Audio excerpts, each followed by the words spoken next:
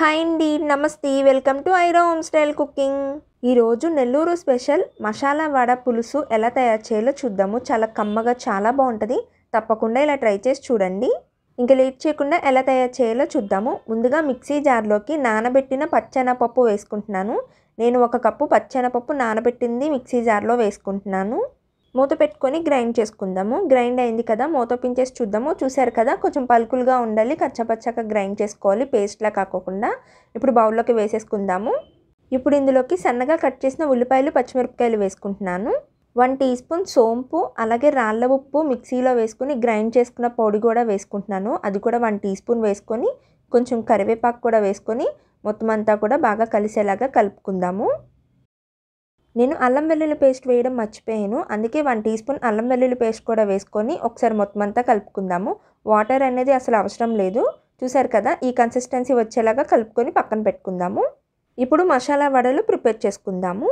ముందుగా నిమ్మకాయ సైజ్ అంత పిండిని తీసుకొని అరచేతిలో వేసుకొని ఈ విధంగా ప్రెస్ చేస్తే చూసారు కదా, వడ అనేది రెడీ అయిపోయింది. మిగిలినవి కూడా ఈ విధంగానే చేసుకొని పక్కన పెట్టుకుందాము. వడల కింద చేతికి ఆయిల్ కానీ వాటర్ కానీ అప్లై చేసుకుంటూ ఈ విధంగా వడలు అనేది రెడీ చేసుకొని పక్కన పెట్టుకుందాము. ఇప్పుడు డీప్ ఫ్రైకి ఆయిల్ పెట్టుకుందాము. ఆయిల్ హీట్ అయింది కదా, మంట అనేది మీడియం ఫ్లేమ్లోకి టర్న్ చేసుకొని ఒక్కొక్కటిగా మసాలా వడలు వేసుకుంటూ మీడియం ఫ్లేమ్లో పెట్టుకొని ఫ్రై చేసుకుందాము. వేసిన వెంటనే కదపకుండా కొంచెం 2 మినిట్స్ ఫ్రై అయిన తర్వాత అప్పుడు అటువైపుకి టర్న్ చేసుకుంటూ ఫ్రై చేసుకుందాము.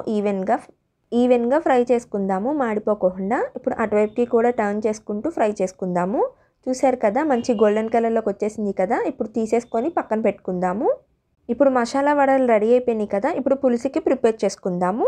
స్టవ్ ఆన్ చేసి కడాయి పెట్టుకొని నేను 3 స్పూన్స్ ఆయిల్ వేసుకుంటున్నాను. ఆయిల్ హీట్ అయిన తర్వాత 1 టీ స్పూన్ మెంతులు వేసుకొని ఫ్రై చేసుకుందాము. మెంతులు లైట్గా ఫ్రై అయిన తర్వాత 1 టీ స్పూన్ ఆవాలు, జీలకర్ర వేసుకొని ఫ్రై చేసుకుంటున్నాను. అలాగే ఎండుమిర్చి, కరివేపాకు కూడా వేసుకొని ఫ్రై చేసుకుందాము.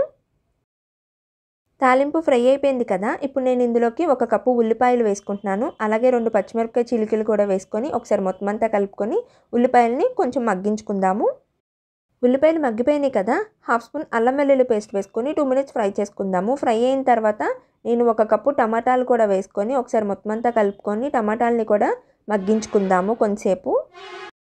ఇప్పుడు ఒకసారి మూత ఓపెన్ చేసి చూద్దాము. చూసారు కదా, టమాటాలు మొత్తం మగ్గిపోయినాయి కదా. నేను ఇప్పుడు ఇందులోకి 2 స్పూన్ల కారం, 1/2 స్పూన్ పసుపు, 1 టీ స్పూన్ జీలకర్ర ధనియాల పొడి కూడా వేసుకొని ఒకసారి మొత్తం అంతా కూడా కలుపుకుంటున్నాను. అలాగే 1 కప్పు చింతపండు రసం కూడా వేసుకుంటున్నాను. అలాగే నేను ఇందులోకి 2 గ్లాసుల వాటర్ వేసుకొని రుచికి సరిపడ సాల్ట్ కూడా వేసుకొని ఒకసారి మొత్తం అంతా కలుపుకొని ఒక 10 నుంచి 15 నిమిషాలు ఉడికించుకుందాము మూత పెట్టుకొని. 10 మినిట్స్ తర్వాత మూత ఓపెన్ చేసి చూద్దాము. చూసారు కదా, పులుసు మొత్తం ఉడుకుతుంది కదా. ఇప్పుడు మంట అనేది మీడియం ఫ్లేమ్లోకి టర్న్ చేసుకొని మసాలా వడలు ఒక్కొక్కటిగా వేసుకొని మళ్ళీ ఒకసారి కలుపుకొని మూత పెట్టుకొని ఇంకొక 5 నుంచి 10 నిమిషాలు ఉడికించుకుందాము. ఇప్పుడు ఒకసారి మూత ఓపెన్ చేసి చూద్దాము. చూసారు కదా, మన మసాలా వడ పులుసు రెడీ అయిపోయింది.